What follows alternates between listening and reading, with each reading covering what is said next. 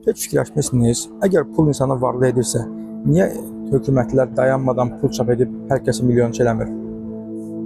İlk baxışdan çox maraqlı görünür. Hər kəsin çox pulu olsa, hər kəs varlı olar, hər kəs yaxşı yaşayar. Amma məsələ o qədər sadə deyil.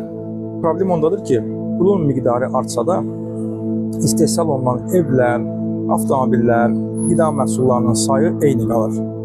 Və insanlar artıq daha çox pulu ilə eyni sayda məhsul almağa çalışırlar.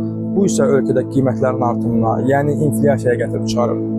Tarixdən buna nümunələr gətirə bilərik. 1923-cü ildə Birinci Dünya Müharibəsindən sonra Almaniyada hiperinflyasiya baş vermişdir. Yəni, düşünün ki, qiymətlər hər gün 41% artırdı.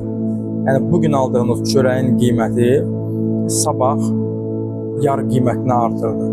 Və bu, ölkədə böyük bir ciddi iqtisadi tənəzzülə gətirib çıxardı.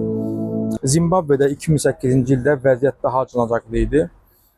Hətta 79,6 milyard faizə çatmışdı inflyasiya. Hətta ölkə o qədər çətin vəziyyətdə idi ki, 1 trilyonluq əskinas da belə buraxmışdı. 2018-ci ildə Venezuelada vəziyyət çox pis idi.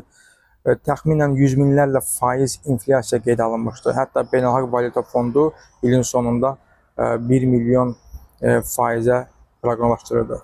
Yəni, məsələ çox pul olmasında deyil. Məsələ daha çox istehsal olmasındadır.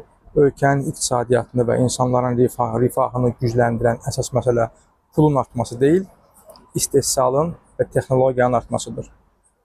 Əgər hər hansı bir müzakirəyə ehtiyac varsa, kommentlərdən müzakirə edə bilərik.